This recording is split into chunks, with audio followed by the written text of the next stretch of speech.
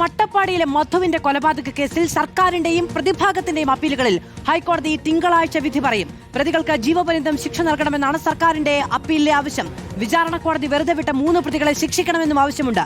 എല്ലാ പ്രതികളും തിങ്കളാഴ്ച ഹാജരാകണം. ശ്യാം ദേവരാജ് വിവരങ്ങളുമായി ചേരുകയാണ്. ശ്യാം, 12 പേർക്കാണ് ശിക്ഷ വിധിച്ചത്. 1-ാം പ്രതിയുടെ ശിക്ഷ മരവിപ്പിക്കുന്ന സാഹചര്യം ഉണ്ടായിട്ടുണ്ട്. 2 പേരുടെയും അപ്പീൽ പരിഗണനയ്ക്ക് വരുമ്പോൾ ഇവരെല്ലാവരും ഹാജരാകേണ്ടി വരില്ലേ? ആകെ 16 പ്രതികളാണ് അട്ടപ്പാടിയിലെ മധുവിന്റെ കൊലപാതകവുമായി ബന്ധപ്പെട്ട പ്രതിപ്പട്ടികയിലുണ്ടായിരുന്നത്. ഇതിൽ 12 പ്രതികളാണ് ജയിലിനുള്ളിലുള്ളത്. 3 പ്രതികൾക്ക് ജാമ്യമുണ്ട്. ഒരാളുടെ ശിക്ഷാവിധി മരവിപ്പിക്കുകയും ചെയ്തിരുന്നു. ഈ പ്രതികളുടെയും സംസ്ഥാന സർക്കാരിന്റെയും അപ്പീലിലാണ് ഹൈക്കോടതി ഡിവിഷൻ ബെഞ്ച് തിങ്കളാഴ്ച വിധി പറയുന്നത്.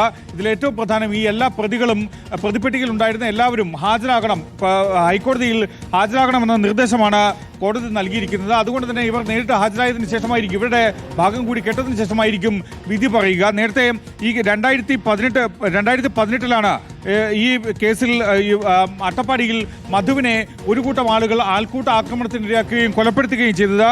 ഈ കേസിൽ 16 പ്രതികളുണ്ടായിരുന്നു. 2023 ഏപ്രിലാണ് മണ്ണാർക്കാട്ടെ പ്രത്യേക പട്ടികജാതി പട്ടികവർഗ കോടതി 13 പ്രതികൾ കുറ്റക്കാരാണെന്ന് കണ്ടെത്തുകയും 7 വർഷം തടവും പിഴയും ശിക്ഷയായി വിധിക്കുകയും ചെയ്തത്. പ്രതികൾക്ക് കൊലപ്പെടുത്തണമെന്ന ഉദ്ദേശം ഇല്ലായിരുന്നുവെന്നാണ് വിചാരണ കോടതി കണ്ടെത്തിയത്. പക്ഷേ സംസ്ഥാന സർക്കാർ നൽകിയ അപ്പീലിൽ ആവശ്യപ്പെട്ടത് ഈ പ്രതികൾക്ക് കൊലപാതക കുറ്റം ചുമത്തണം, അതിന് ജീവപര്യന്തം ശിക്ഷ നൽകണമെന്ന ആവശ്യമായിരുന്നു ഉന്നയിക്കുകയും ചെയ്തിരുന്നു. മാത്രമല്ല, മർദ്ദനം, പട്ടികവർഗ പീഡന നിരോധന നിയമം എന്നീ കുറ്റങ്ങൾ ഉൾപ്പെടെ ചുമത്തുകയും ചെയ്തിരുന്നു.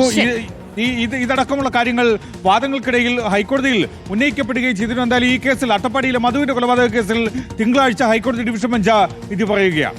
നാടിനെ നടുക്കിയ കൊലപാതകമാണ്. നാട് നാണം കൊണ്ട് തലകുനിച്ചു നിന്ന കൊലപാതകമാണ്. ആ കേസിലാണ് 7 വർഷം തടവ് ശിക്ഷ മതിയായതല്ല എന്ന അപ്പീലിൽ ഇനി കോടതി വാദം കേൾക്കാൻ പോകുന്നത്. ശ്യാം ദേവരാജാണ് വിവരങ്ങൾ നൽകിയത്.